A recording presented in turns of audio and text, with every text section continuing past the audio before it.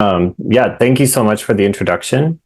And thank you all for attending. I'm really excited to give this lecture and hopefully have lots of exciting questions from all of you afterwards. Um, this is actually a picture that I took during some field work in Myanmar. I think this was maybe during 2018 or 2019.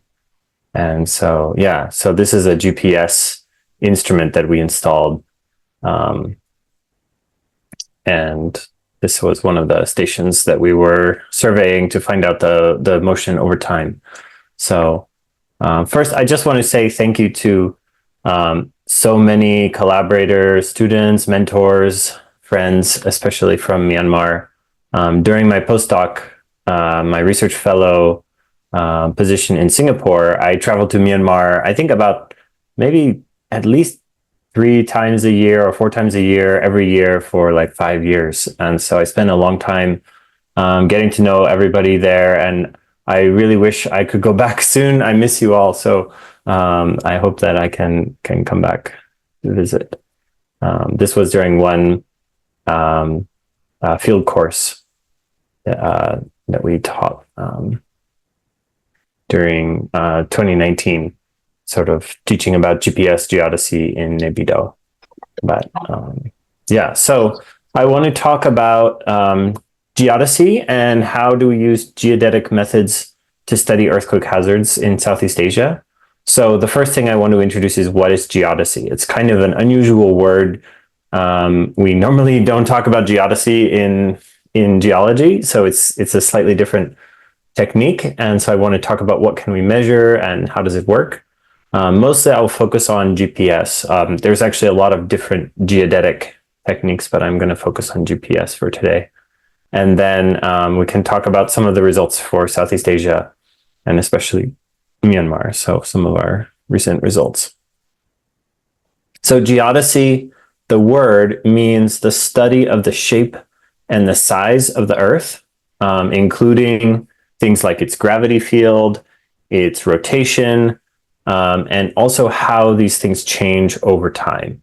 So not only what is the shape, but how is it moving? How are things changing? And so that means that in order to understand that, we really have to study every part of the Earth system. So we need to study the solid Earth, the cryosphere, like glaciers, the hydrosphere, like the oceans and water, atmosphere, even the biosphere, plants and animals can change the shape of the Earth as they move things around. And so all their interactions. So we're studying everything, how it fits together. The earliest record of geodesy, this is my favorite story. So Eratosthenes was a Greek writer, and he was visiting Egypt.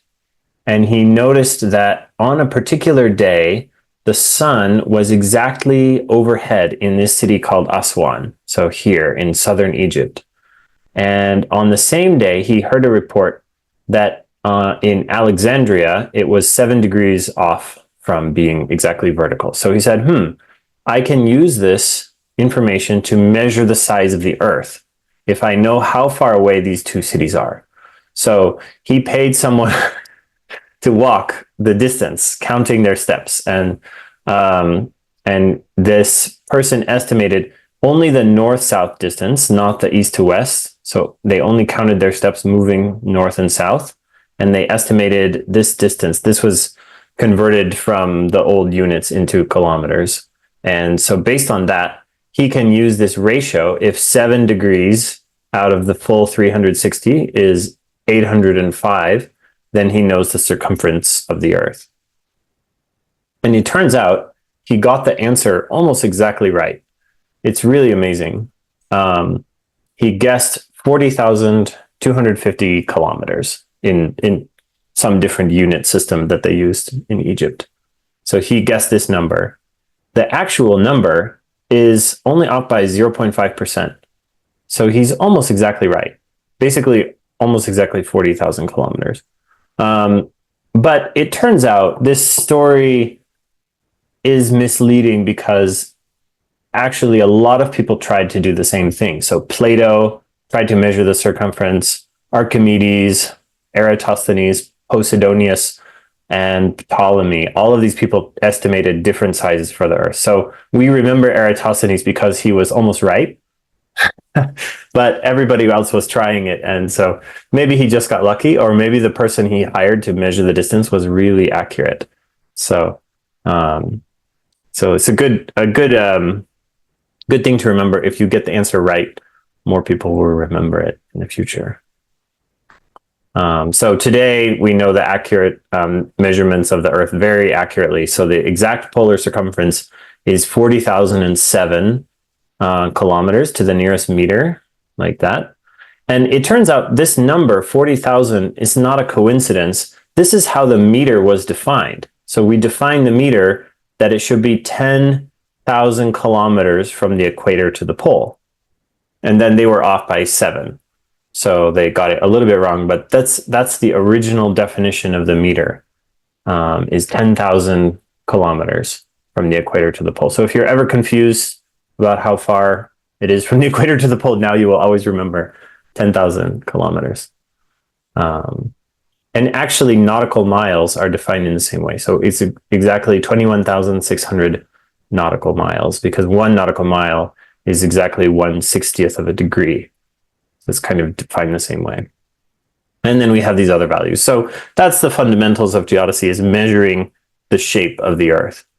It, of course, turns out that the Earth is not a perfect ellipse, right? You have heard of the geoid, I think. The geoid is what defines sea level. So it's basically the equal potential gravity surface. So the sea level follows the geoid, because that's where gravity is exactly equal along the Earth. And it's not exactly level.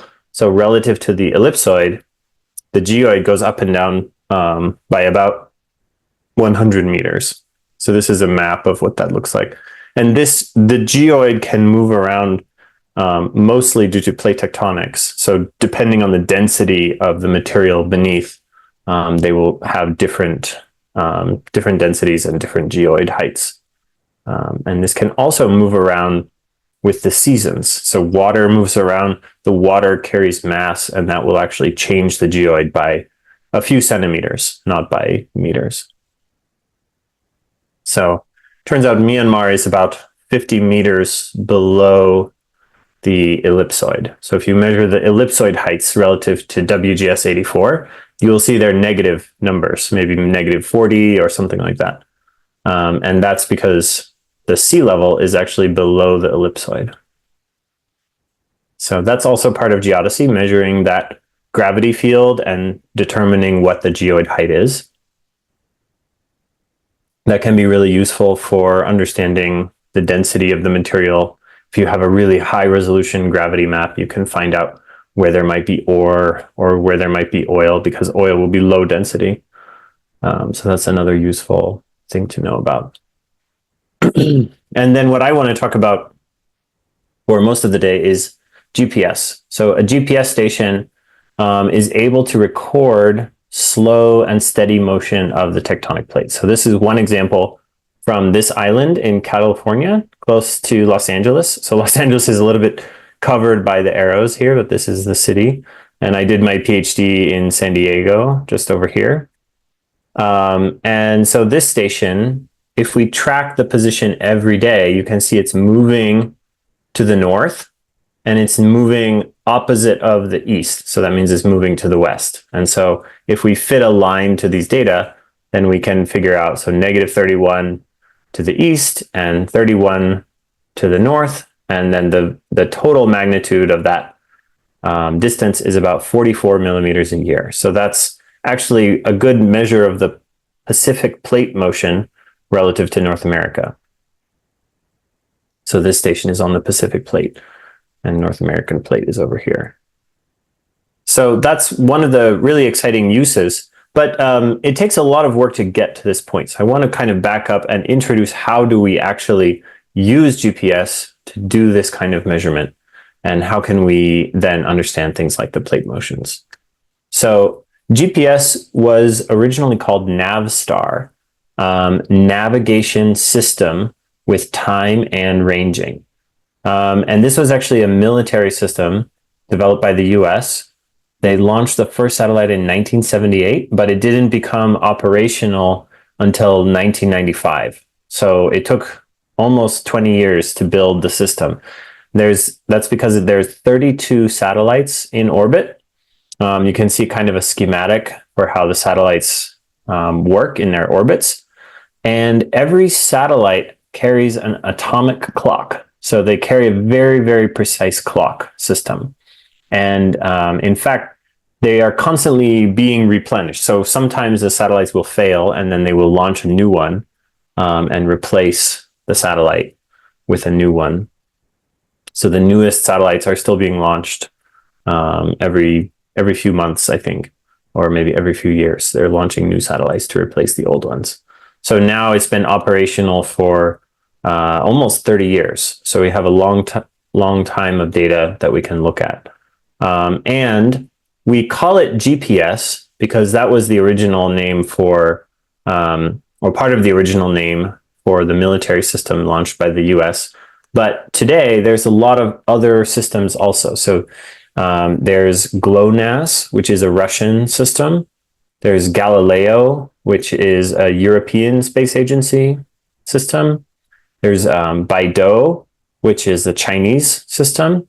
And there's QZSS, which is kind of a name for several different missions. There's a Japanese mission. There's also an Indian mission. So QZSS is another set of satellites. And the total is much more than the original GPS. So US system is only about 8 to 9 satellites visible at one time. So this is during one day of time. Where how many satellites can you see? You can normally only see maybe 8 to 9, at most maybe 10 or 11 GPS satellites, but we can see about an equal number of all the other systems too. So then we have a total of like 30 satellites. So it's much better to use more systems together. And those names are not the same as GPS. So to make everything included in the same name, we call it GNSS, for Global Navigation Satellite Systems. So that's the name that includes all the other systems. But I'm old-fashioned and I haven't updated my naming system. So usually I keep calling it GPS. So I'm sorry if I call it GPS all the time. I really mean to say GNSS, right? So GNSS is the modern name and GPS refers only to the American version. So the basic idea is the satellite is something like 20,000 kilometers above the Earth. And so it's transmitting a signal and the receiver knows what the signal should be. So there's a secret signal that is known by the receiver, and then the satellite transmits the same signal. And so what the receiver does is it tries to match up the two signals and it learns what is the delay that it needs in order to match that up. So it says, okay, based on my time measurement, the satellite must have been 30,000 kilometers away from me when it sent that signal, right? And then I can do the trigonometry, find out exactly how far away I am, so then I can figure out where I am, right? And so it's clear that we need more than one satellite, right? If we have one satellite and we measure the range, the time of the receiver minus the time transmitted, times the speed of light, c, then we know how far away we are from the satellite. But that's all we know. We don't know anything else. We just know the satellite is this far away. If we have two satellites and we can measure the signal from both of them, then we could be somewhere on this circle of possible positions, right? We could be here, we could be there. All of these positions would be the same distance away from those two satellites that we measured. So we still don't know exactly where we are with only two satellites. If we have three satellites, then there's two possible locations, right? So the third sphere only intersects that circle in two places. So it might be the case that one of them is on the Earth and one of them is in space, in which case, if we are not in space, we can guess which is the correct one, right? But it's better to just have 4. So with 4 satellites, then we have definitely the position known. And we can also measure some error. So for example, if the receiver's time is wrong, because the receiver on my cell phone doesn't carry a atomic clock like the GPS satellites do. So maybe this time is wrong. So maybe all my measurements are going to be wrong now. So if I have 4 satellites, then I can also solve for the clock time. And so if you're running a seismic station, like a seismometer, you can put a GPS sensor on your seismometer and use that. Instead of finding the position, you can use it to find the time. So most of the seismic stations around the world now have GPS timing that they use to determine the exact time. And that's really helpful for seismology. Actually, turns out that GPS is useful for a lot of things besides what it was designed to do. So once we have our 4 satellites, or maybe we have more satellites, we can get more accurate measurements if we have more. But we will still not have an exact measurement of where we are because there's some different noise sources. So the largest noise source that's crossed out is called selective availability.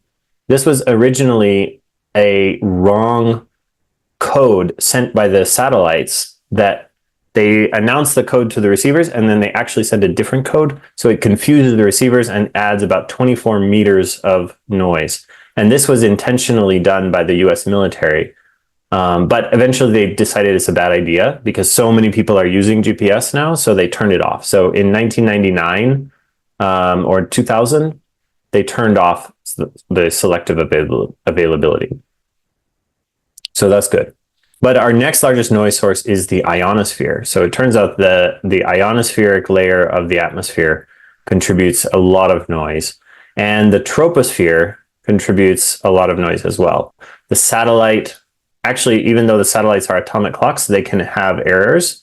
And so these errors can contribute, but usually they're fixed afterwards. So if you post-process the data afterwards, then you can fix that. And then the receiver can also contribute noise. So I want to talk about the atmosphere just a little bit because it's interesting.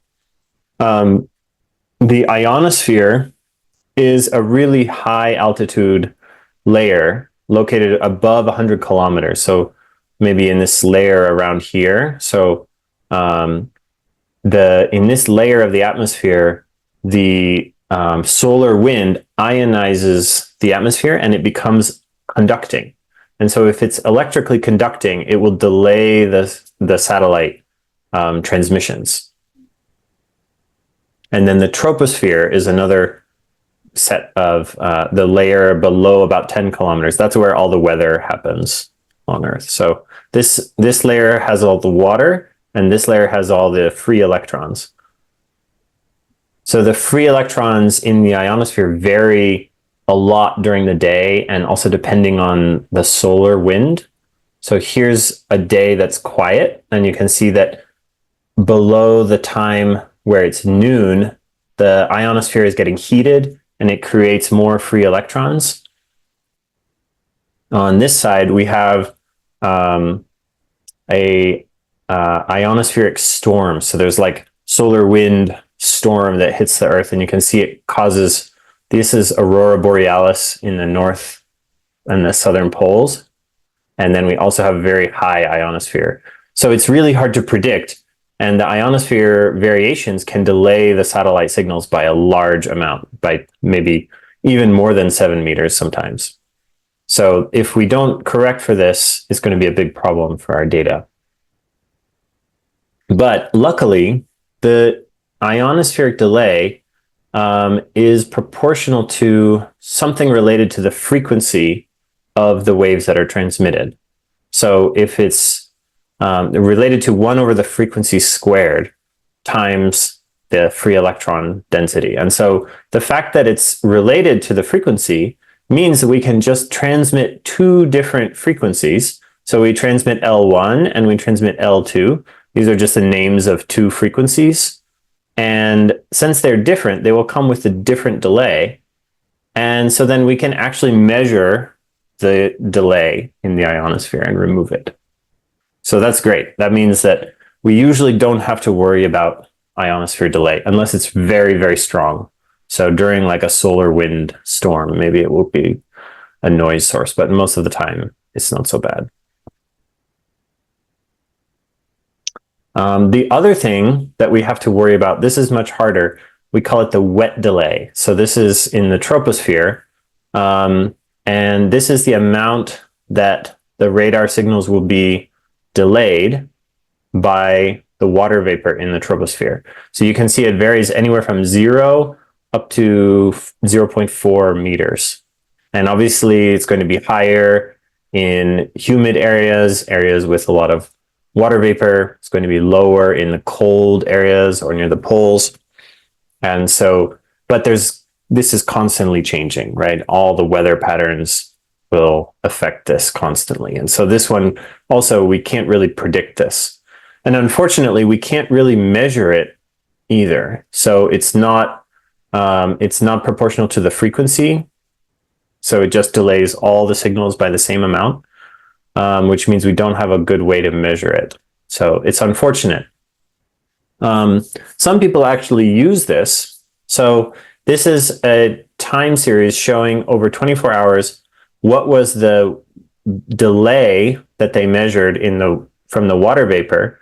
And what happened here, there's a big spike, and just after the big spike, it started raining. And then they got 30 millimeters of accumulated rainfall, about like a little bit over 1 inch of rain.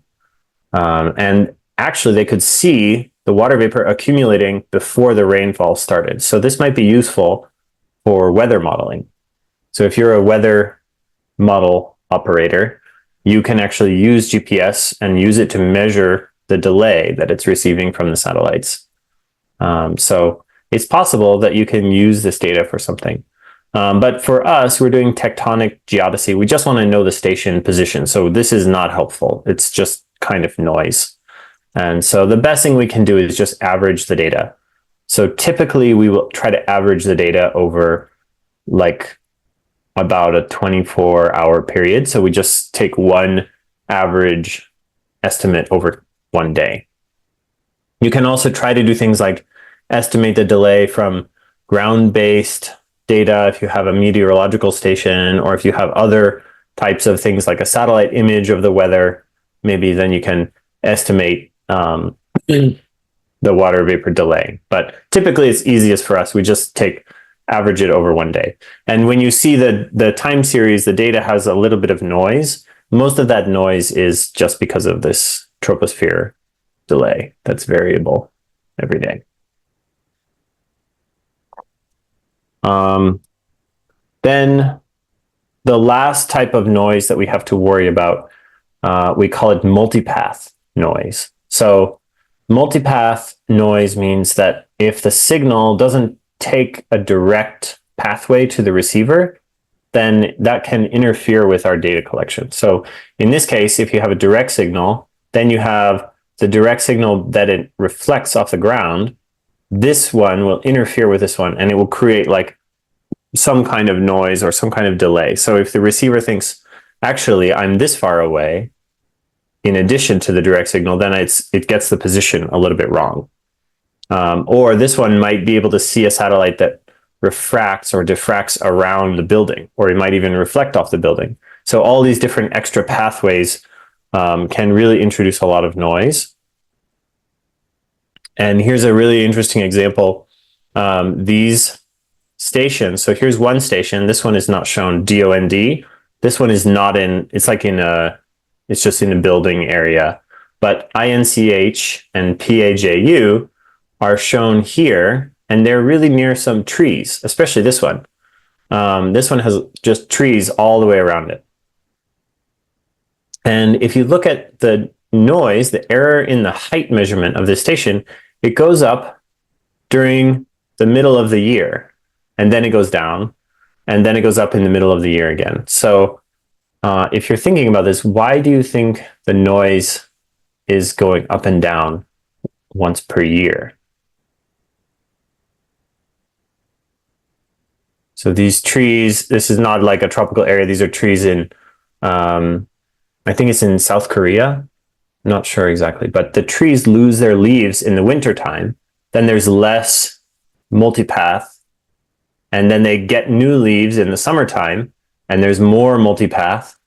And it happens every year. So once per year, you get increase in noise because of the multipath of the radio waves in the GPS signals reflecting off of the tree leaves. So that's why it's better to not put the stations near trees. The other thing that can happen, so these stations don't really have trees around them, but they have different conditions on the ground. So this station is really close to the building. So it's like close to the surface. And you can see that the elevation of the satellites, when the satellite is a certain elevation above the station, it gets a different type of noise, and it's sort of a wave. And that's the multipath of the reflections coming off of the building. So it's seeing reflection and it's seeing the direct signal, and it's getting confused about what its location is because of that elevation difference. This station actually has the same thing. So this station is higher up, and so for a smaller change in elevation, it's making a similar pattern where it sees kind of noise effects. This station doesn't really have that noise. So this one is probably because it's on the top of a hill, and the hill is sloping away, so there's not so many reflections off the ground that reflect onto the station. So this one might be the best station if you have to pick a really low noise station on top of a hill with no trees around. That's as good as it gets. Sometimes it's hard to find that, right? You can't pick your station location every time. So sometimes you just have to deal with it. And luckily, it's not a problem. Even these stations are still accurate enough for what we're doing. So we don't have to worry about this kind of noise, even though there's some noise in there, but it's not such a big deal. So then finally we get like this. So this is the data. Every one of the black dots is a measurement. So this is the measurement of north, east, and up vertical height. So, and you can see it's pretty stable vertically, but it's moving pretty fast horizontally.